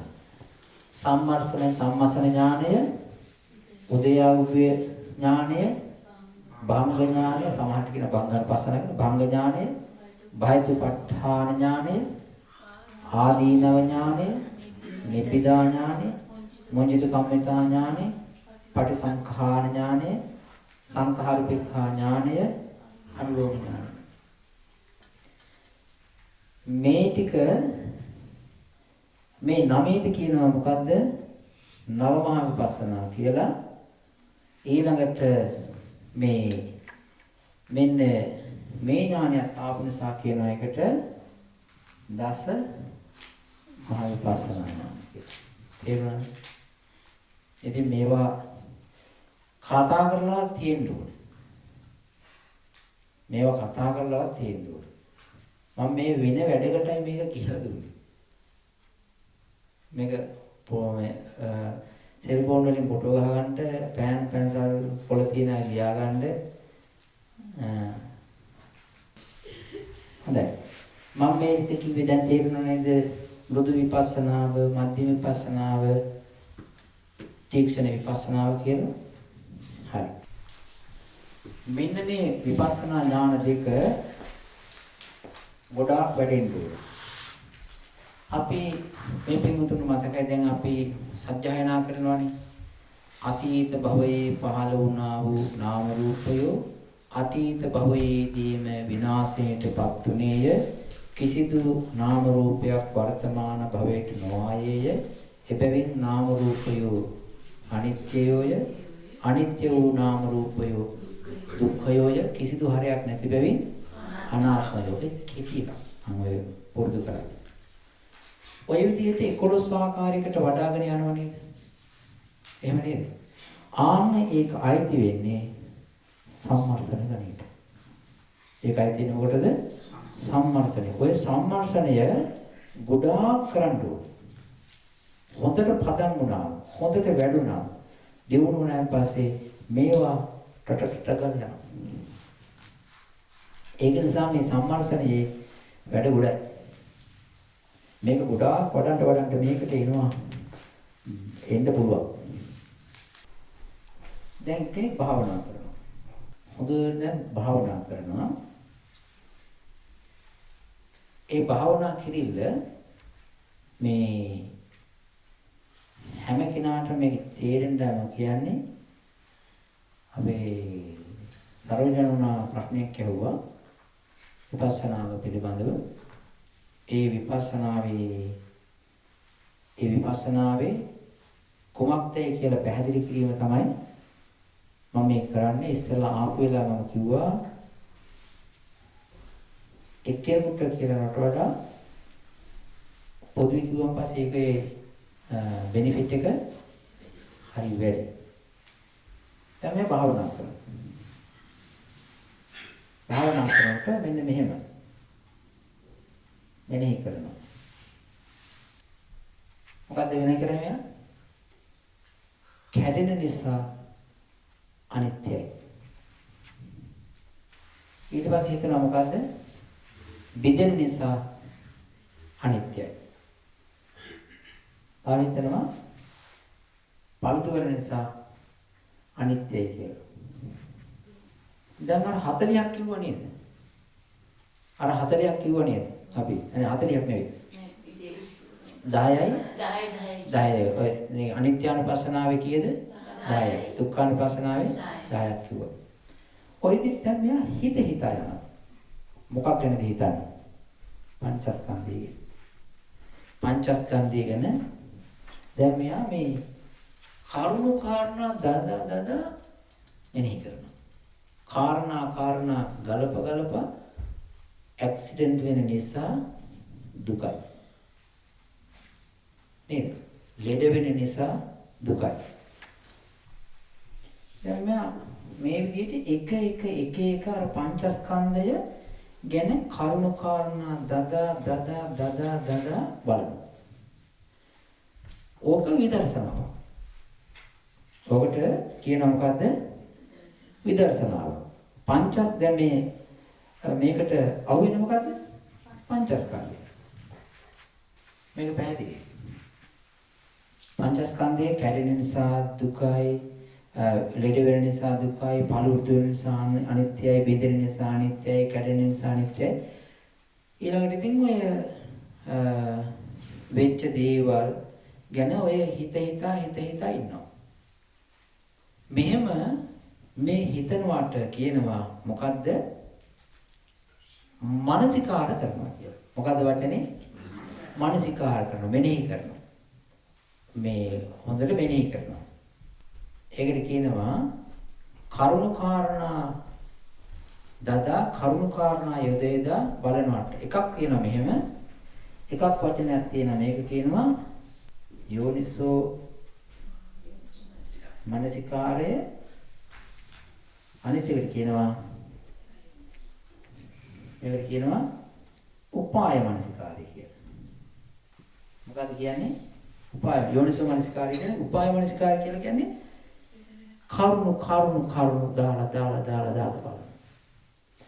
ඕක ජීවිතය ගැන එක එක්කිනා ගැන හිතනවා, ඇක්සිඩන්ට් ගැන හිතනවා.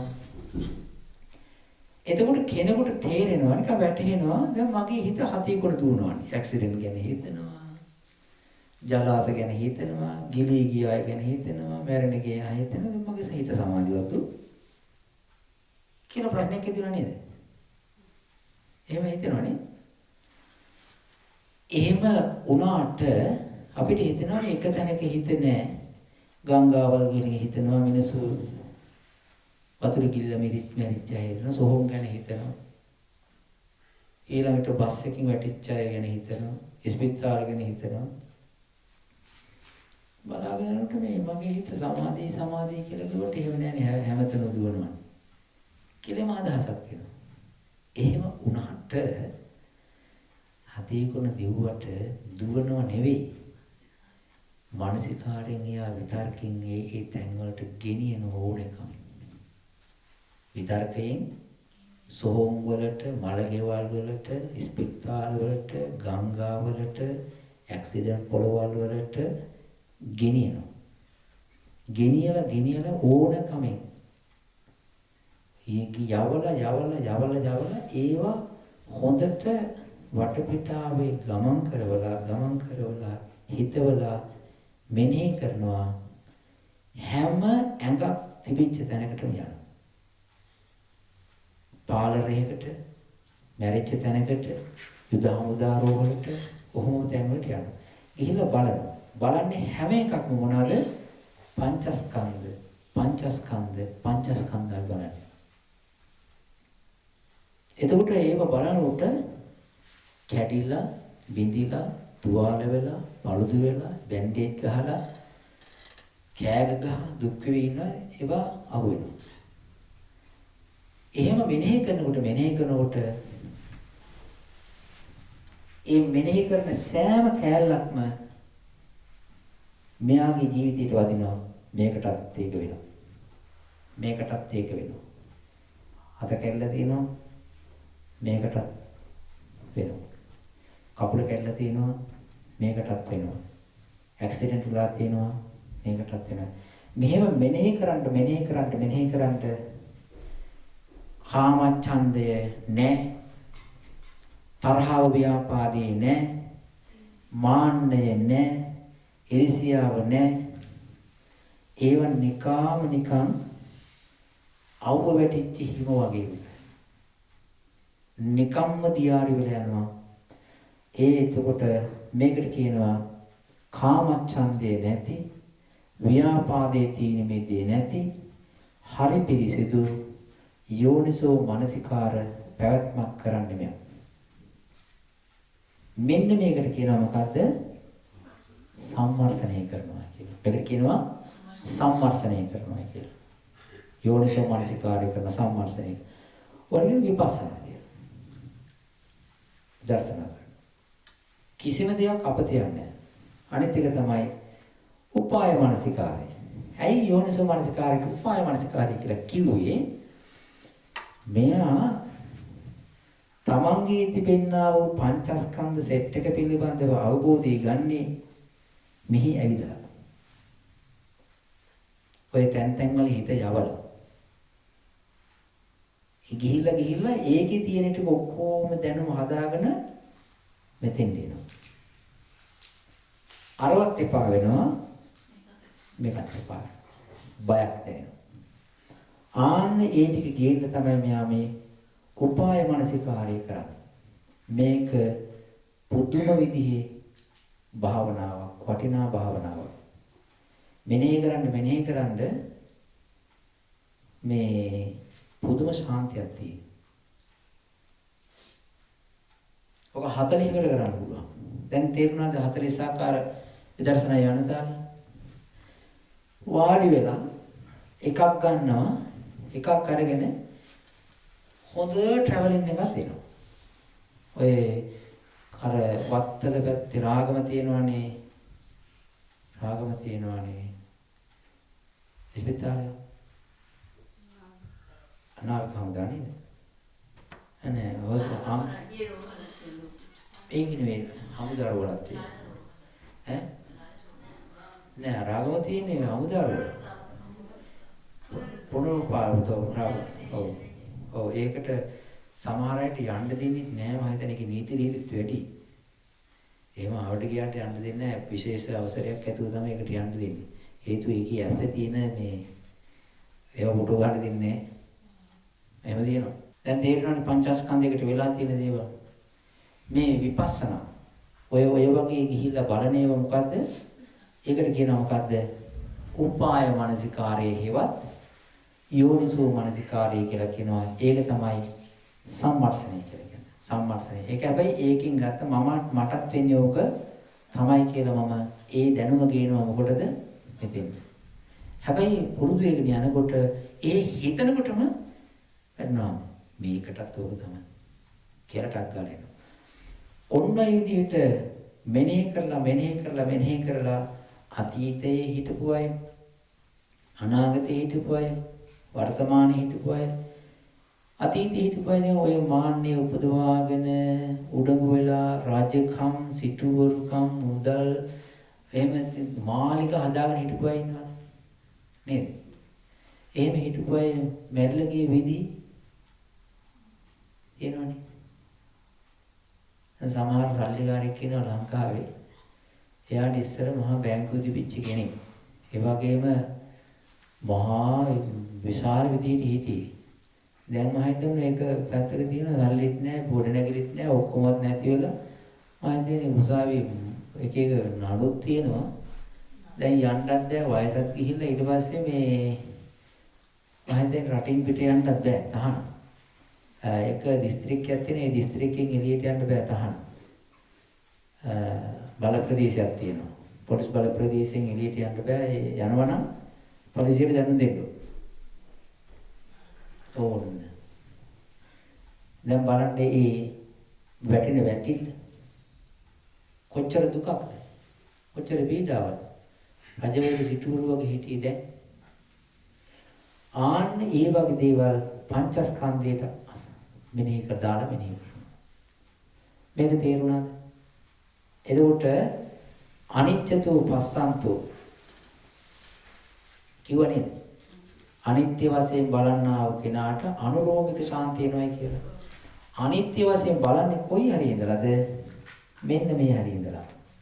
මේ හරි ඉඳලා බලාගෙන යනකොට අනුලෝමික ඥාන අනුලෝම ඥානෙ මෙතනනේ තියෙන්නේ. මේක තර වෙනකොට අනිත් ඥාන ටික හරි ඉක්මනටම ඕරයි. හරි ඉක්මනටම ඕරලා මේ ඥානෙ පාර වෙනවා. ඒක නිසා තමයි සම්මර්ෂණ ඥානය හරි වටින්නේ. ගොඩාක් කරන්න. මේ එක විදියක්. මේක තේරුණාද? මේක බුදු විපස්සනාවක්. හරි බලවත් විස්තර විපස්සනාවක්. ආය අඩුවක් නැහැ. මුත්තට හිතට කාලට පදම් වෙලා යනවා. මේ කාරණේ පැහැදිලි වුණා. පැහැදිලිද? හරි. මේක පේනවා. මම හිතන්නේ කොහොමද? අසරණයි. අසරණයි කියලා හිතනවා. මොකක්ද අසරණ? පංචස්කන්ධය. සරණක් නැහැ. කොයි වෙලේ කවුරු හප්පගෙන යයිද දන්නේ. කොතන වැටලේ යයිද දන්නේ. කොතන ලෙඩ වෙලා වැටෙයිද දන්නේ. කොතන පපුව හිර වෙයිද දන්නේ. අසරණයි. ඒ නිසා මෙයා මෙනෙහි කරනවා මේ පංචස්කන්ධය සරණක් නැහැ, පිහිටක් නැහැ. අම්මා බලාගෙන ඉඳද්දී පුතා මැරෙනවා. අම්මගේ ඔඩොක්කුවේ තාත්තගේ ඔඩොක්කුවේ පුතා දරුවා මැරෙනවා. ඥායදෑයෝ වට කරගෙන ඉඳද්දී මේ පංචස්කන්ධේ නැති වෙනවා. අසරණයි. ඔහොම මෙනෙහි කරනවා. අනිත් එක තමයි ආරක්ෂාවක් නැහැ. කිසියම් පිළිසරණක් ආරක්ෂාවක් නැහැ. පවුලේ ඔක්කොම එකට ඉඳින්නේ කවුරුට ඒ වෙලෙ වෙඩි තියෙනවා. කපල කොටල යනවා. රැකවරණයක් නැහැ. අනිත් එක තමයි ආදීනව හරි වැඩි. මේක රකින්න බලන්න හොයන්න කණ්ඩ බොණ්ඩ දෙන්න ඕනේ. මේව මෙනෙහි කරනවා. මේ මොන විපස්සනාවද? මේකට කියනවා මොකද්ද කියන්නේ? මහා විපස්සනා වේ විපස්සනා. ඔකට කියන සම්මර්ෂණය කරනවා කියලා. ඔය විදිහට මෙනෙහි කරනවා. දැන් මෙයා මේ වාඩි වෙලා ඉඳගෙන ඔය වැඩේ තමයි කරන්නේ. මහා විශාල කරුණු ගන්න තියෙනවා. මහා ගොඩක් තියෙනවා. ඔය විදිහට බඩගෙන යනවා. තවත් විදිහක් තියෙනවා. දැන් බලන්නකෝ මේ අපි දැන් අද කිව්ව නේද මේ පියවර තබන්න සිහියෙන් පඨවි ධාතුව දකින්න සිහියෙන් කිව්ව නේද? හරි. ඒකේ වෙන්නේ මෙහෙමයි. මෙයා චිත්ත සමාධියක් හදාගෙන කරුණු කාරණා බලන එක හොඳයි. ඒකට කියනවා යෝනිසෝ මානසිකාරය කියලා. ඒක ටිකක් ට්‍රැවලින්. තැන් වලට කියන ට්‍රැවලින්. හැබැයි ලෝභ නැහැ. හැබැයි අනර්ථකාරී නැහැ. කොතෙන්ද ගියත් යම් කිසි ධර්මයක් ඥානයක් කල්පනාවක් හිතාගෙන හදාගෙන තමයි ආපහු එන්නේ. දැන් මම කිව්වා මේ සක්මන් භාවනාව හොඳට සිහියෙන් සක්මන් කරන්න ඉතින් යන්න කිව්වනේ. ඒ වෙලාවට වෙන්නේ මොකද්ද? මෙයාගේ හොඳ කාවැදිච්ච සමාධියක් තියෙනවා. යා වෙන කොහෙත් යන්නේ ස්පිතාලේ ගාන යන්නෙත් නෑ. කැන්සර් හොස්පිටලේ ගියන්නෙත් නෑ. රාගම යන්නෙත් නෑ. මොකෙවත් යන්නේ නෑ. මෙයා සමාධිය හදාගෙන එයාගේම ජීවිතය ASCII තියෙන පඨවි ධාතු, තේජෝ ධාතු, වායෝ ධාතු අවුලන. තේරුණාද? එයාගේ ජීවිතේ කකුලේ තිබෙන, බෙල්ලේ තිබෙන, යටිපතුලේ තිබෙන ප්‍රශ්නේ ගති, උණුහුම් ගති, ඕව අහුල බලනවා. ඒකත් නුවණින් බැලීමක් තමයි. හැබැයි එතන ඈත ට්‍රැවලින් නැහැ. ඇයි? සමාධිය මේ ටිකේ සීමාවයි තියෙන්නේ. අරකේ සමාධිය තියෙනවා. හැබැයි වෙන විදිහකට තියෙන්නේ. මේක තේරුණාද? ඒක නිසා මේක වටිනවද? වටිනවා. මේක වටිනවද? වටිනවා. දෙකම වටිනවා ක්‍රම දෙකක්.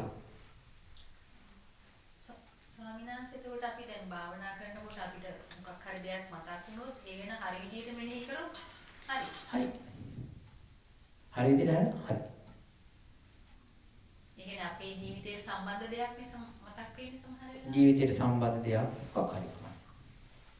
බාහිර දෙයක් ජීවිතයට සම්බන්ධ මොනවා හරි ඒක හැම වෙලෙම මේ විදර්ශනා ඥාන විදර්ශනා දැනුම ජීවිතයේ තිබෙන යථාර්ථය තේරුම් ගැනීම හැම වෙලාවෙම ඒක වටින්නේ අහන්න දකින්න හිතන දේ හැම එකක්ම අපේ ඒ ධර්ම කැලේ ටික එතනට ගිහිල්ලා හයි කරන්න පුළුවන්.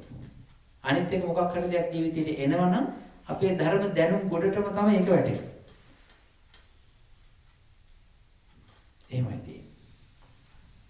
ඒක සමහරවිට මේක අක්කා දැන් භාවනාව කියලා දැනගෙන අහලා දැකලා පුරුදු කරලා තියෙන්නේ මේ සිත එක අරමුණකම තියාගෙන ඉන්නවා කියලා. දැන් වහන්සේ දේශනා කරන විදිහට මේ සම්මස්සන ඥානයේ යෝනිසෝ මනසිකාරය කියන්නේ අපේ හිත දැන් එක තැන් වලට දුවනෝනේ අපිට සම්බන්ධ හෝ අපි ඒක දකිනවා දුක්ඛ විදියට හෝ අනිත්‍ය විදියට එහෙම කියාට කමක් නැහැ. ඒකට අපේ සමාධිය පිට යනවා. මෙහෙම එතන සමාධියක් නැත්තේ නෑ. තියෙනවා. සමාධියක් තියෙනවා. හැබැයි පංචස්කන්ධයේ මානසිකාරයෙන් අතහැරින්නේ නෑ යාට. යාට වෙන්නේ ආරම්මණය. යාට වෙන්නේ මේ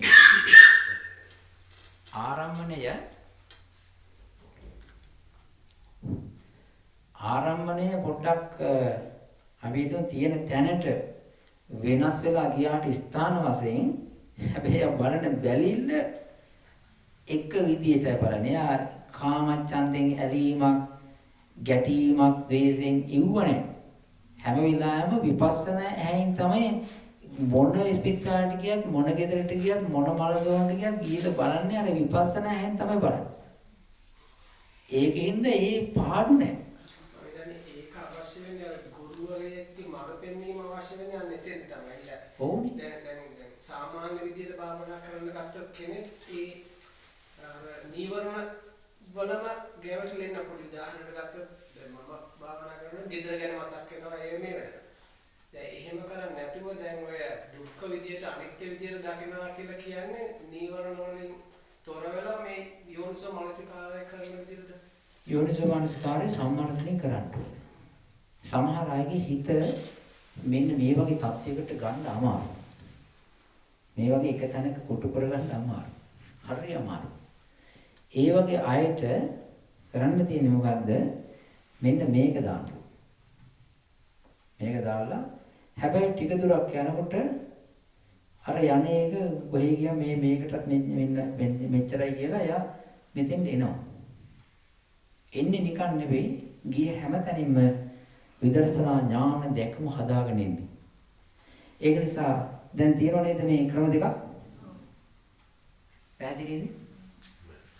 ඒක නිසා මම කියන්නේ ඉස්සරහට මේක හරියට අර හොඳට data collect කරලා සමගි conclusion එකට යනකොට ඈත ගියාට ඒක වටිනවයි හොඳ data නම් හම්බ වෙන්නේ. අන්න හරි. මේ පොතට.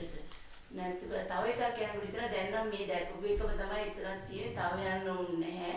දැන් මෙතන ඇතුළු මින්නම් මේක බලන්න ටික තමයි තියෙන්නේ. ඒක අදාළයි පුළුවන්. දැන් මේක තේරුණාද අවස්ථා දෙක? මේකට කියනවා සමාහිතෝ යථා භූතං පස්සති. සාන්තෝ හිත යථා ස්වභාවයෙන් මොන දකින්න. මේකේ කරන්නේ මොකද්ද?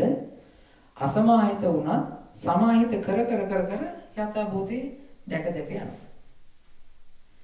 දැන් මේ විපස්සනා භාවනාව මේ විදිහට තියෙන්න ඕනේ. මම තව කොටසක් තියෙනවා කියන්නේ සම්මර්ෂණ ඥානයට සම්බන්ධ වෙලා බලන විදිහ. ඒක අපි ආයෙත් වෙලාවක අරගෙන කියමු. දැන් මේ දෙක මට කියා දෙන්න ඕනකම තිබුණා. මේ දෙක පැහැදිලිද? පැහැදිලිද? එතකොට හිතා ගන්න ඕනේ දැන් මට සක්මන් කරනකොට වැඩ කරන්නේ මොකද්ද? මේක. සක්මන් කරනකොට මේ හොඳට සමාධි වෙලා මොන ගෙදරකවත් යන්නේ නැහැ හිත. අර තියෙන ටික හිමීට එකේ එක තැනක එක පරිසරයක බාහිරට යන්නේ නැතුව අධ්‍යාත්ම කාය තුළ පුදුම විදිහට ඒක පේනීමපත් වෙනවා. අනිත් එක තමයි ඒකින් ගත්ත එක නෙමෙයි. ඒක දාන්න පුළුවන් මේකින් ගත්ත එක අරකට දාන්න පුළුවන්. පැහැදිලිද මේක? හරි. තව ප්‍රශ්නයක් දෙකක් තියෙනවා නම් අහන්න මේ මම දන්නේ නැහැ මෙච්චර වෙලා ගියයි කියලා. තුන කාලේ.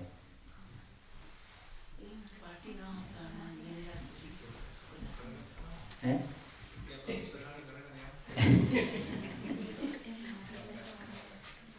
ඔව් අපි ඊට පස්සේ ඈ? ගන්නත් වෙලා යන නිසා ඔය ටික උන් දිගටම කරගෙන යන්න සාරයි.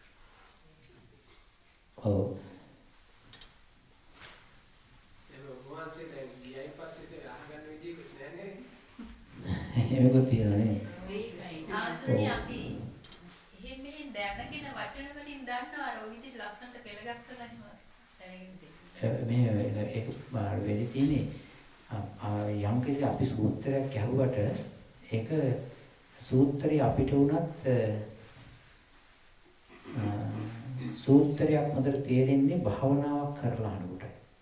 සහ සූත්‍රේ භාවනා කරාන් පස්සේ තමයි එතකොට තේරෙන්නේ. ඒ භාවනාවක් කරලා සූත්‍රයක් ඉගෙනගෙන සූත්‍රය ඉගෙනගත්ත ධර්ම කාරණා හොඳට මෙනෙහි කරලා ඒක පරිලෙවලි හොඳට භාවනාව කරගෙන සූත්‍රයක් කියවනකොට තමයි ඒක හොඳට සාරේ එන්නේ. අර උග්ගස් කනකොට හොඳට හැපුවන් පස්සේ එනවනේ අර මේ 아무තු පැණි රහකුයි පිටි රහකුයි එනවා. නේද? අන්න ඒ වගේ තමයි මේක. එහෙමනම් පොඩි බ්‍රේක් එකකටයි විනාඩි 20ක් වගේ අරගෙන ගිලම්පසටියක් අරගෙන එන්න. මුචි ප්‍රශ්නයක් අහන්න සොයනවාස. හා. පොඩක් ආපස්සට යනවා මේ. හා. අපේ විශ්වාස. අර සිත ගැන කතා කරනවා. සිත ගැන කතා කරනවා එතනදී අපි කිව්වා අපි දැන් තර්කානුකූලව අපි ගෙනාන සිත තියෙන්නේ ඉසේ මොලේගේ ඒ පැත්තේ ඉඳලා දැනෙන්න වගේ. ඔව්. අභිධර්ම දේශනා සමහර පොත්වල මම කියපු සමහර අවස්ථා දැකපු තැන බොහෝ විට තිබුණේ සිත කියන එක මේ හෘදේ වස්තුවේ තමයි තියෙන්නේ. ඒකට මම දේශනාවකුත් කියලා තියෙනවා. සිත තියෙන්නේ කොතනද කියලා. සිත තියෙන්නේ කොතනද කියලා. ඒකේ තියෙනවා මේ පරණ අපේ ස්වාමීන් වහන්සේලගේ ධර්ම විවරණවල තියෙන්නේ හෘදේ වස්තුවේ ලේ ආශ්‍රිතයි කියලා. එහෙම තමයි තියෙන්නේ. ධම්මසංගණී ප්‍රකරණයේ සිත මේ හෘදේ වස්තුවේ තියෙන ආකාරය තමයි කියන්නේ. හැබැයි අපි ධම්මසංගණී ප්‍රකරණයේ හිතට නම් දීලා තියෙන තැන හදයන් කියලා කියන්නේ හිතට. හිතට අපි දැන් හදයන් කියන එකේ හදේ වස්තුවනේ. එතකොට ඒක හෘදේ වස්තුව කියලා කියන්නේ කුණප කොටසක් මාංශ පේශියක් නේ. හැබැයි මේ ඒකේ හිත කියන එකටත් හදේ කියන වචනේ පාවිච්චි කරලා තියෙනවා. ඒක කොතනද තියෙන්නේ කියන එක නෑ. හැබැයි හද කියලා කියන්නේ හිත චිත්ත කියන එකට හදේ කියන එකත් පාවිච්චි කරලා තියෙනවා. ඒක තියෙන නිසා හදේ ආශ්‍රිතය කරගෙන තියෙන නිසා ඒ විදිහට කිව්වයි කියලා කියනවා. හැබැයි ප්‍රායෝගිකව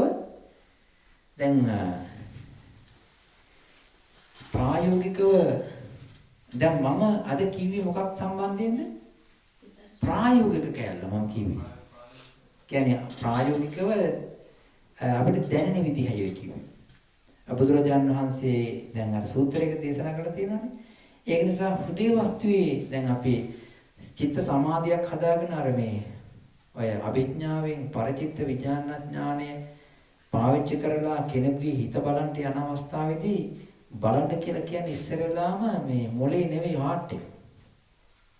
හදවතේ තිබෙනා වූ ලේ ධාතුවේ මෘදු මොලොක් සහ වර්ණය අනුසාරයෙන් තමයි හිත අල්ලන්නේ. එහෙම තමයි ඒ කියන්නේ. නැතුව නිකන් මේ මොලේ තිබෙනා වූ අර මඩ තියෙනවනේ මොලේ නිකන් අර ලෝද ස්වභාවයක් තියෙනවනේ. ඒ වගේ තිබෙනා වූ ජෙලි ගතිය ඒ කතා මොකක්වත් නැහැ. ඔව්. හැබැයි මම දැනගෙන තිබෙනවා මේ කකුලේ එහෙම නැහැ. කකුලේ බඩේ එහෙම නැති බව මට ප්‍රත්‍යක්ෂයි.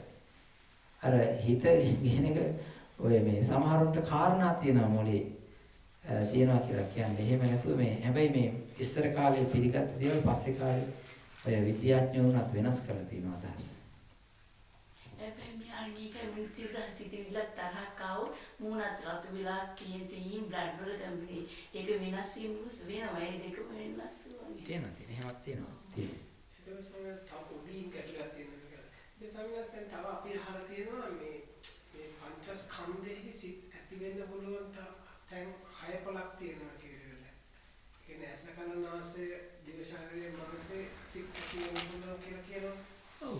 එතකොට දැන් මේ සිත් ඇති වෙන උදාහරණයක් ගත්තම දැන් අපි දැන් මෙහෙම මේ පඨවි ධාතුව මේ කකුල තියෙනකොට අපිට පඨවි කියලා හඳුනා ගන්නවා. ඒ හඳුනාගන්නේ මේ සිතෙන්ද නැත්නම් ඒ කාය විඥානේ දැනගන්න. කාය විඥානේ දැනගෙන ඒකේ නිරෝධයත් එක්ක යහට ගන්නවා. මෙහෙමයි. කාය විඥානේ ඔතනදී නිරෝධ වචනේ අයින් කරන්න. කාය විඥාණයට දැනුණා හිතේ ස්ටෝර් කරගත්තා. ඊට පස්සේ හිතෙන් තමයි ඔය මේ අහවල් තැන තියෙන්නේ කියලා ඒ පැත්තට ફોකස් කරනවා.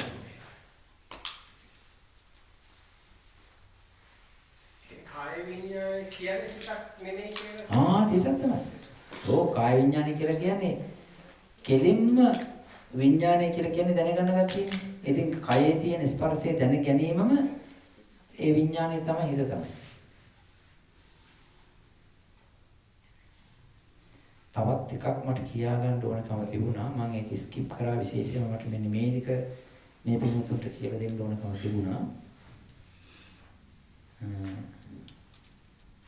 අනිත් එක තමයි මේ මහත්මිය අහපු ප්‍රශ්නෙට සහ අපේ තවත් භාවනා සාකච්ඡාවේදී අහපු ප්‍රශ්න වලට සියලුම නාම රූප එකපාරම දැක ගන්නට බැරිය. මොකද්ද කිව්වේ? සියලුම නාම රූප ධර්ම එකපාරටම දැනගන්න බෑ. සියලු නාම රූපයෝ වරින් වර එක එක පැහැදිලි වෙන්න ගන්නේය. මොකද කිව්වේ?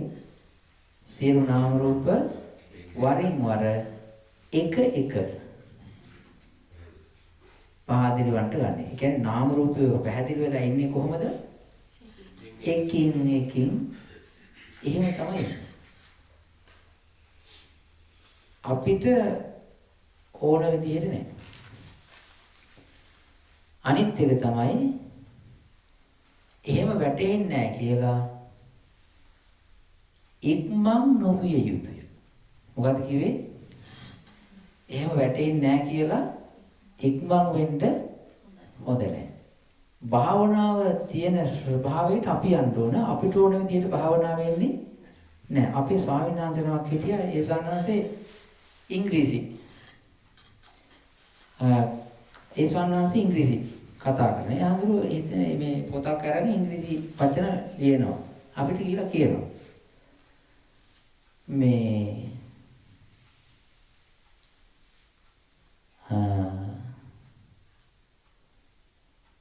මම වත් කරනවා. I rise it. මම වත් කරනවා. කොහොමද කියන්නේ? I rise it කියලා කියනවා. ලොකු ආන්දරේ මම ආන්දරේ ඔය ගැලපෙන්නේ නැහැ. මම බත් කනවා. මම කියන්නේ ආයිනේ. බත් කියන්නේ රයිස්නේ. ඒත් කියන්නේ කනවනේ. ඉතින් I rise it කියන එක මොකද ඔගේ තියෙන්නේ වරද? අවුරුදු ඇති කිව්වේ. ඉතින් කමන්නේ එහෙනම් ඕක කරගෙන යන්න කියලා. හැබැයි ඔය විදිහට කතා කරොත් එහෙම ඉංග්‍රීසි අපිට මොකද වෙන්නේ?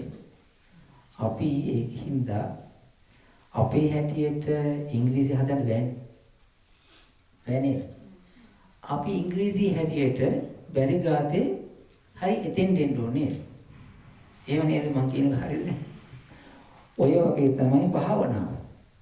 අපිට ඕන විදිහට භාවනාව වෙන්නේ නැහැ. භාවනාවේ තියෙන තැනට අමාරුවෙන් හරි අපි යන්න ඕනේ. ඒකද කිව්වක මං අද්දෙකපු එක. ඔය විදිහයි. එහෙනම් ගිලම්පස් අරගෙන එන්නකො. හොඳයි. අපි ස්වාමීන් වහන්සේට කියලා මේක පූජා කරමු. තෙරුවන් සරණයි.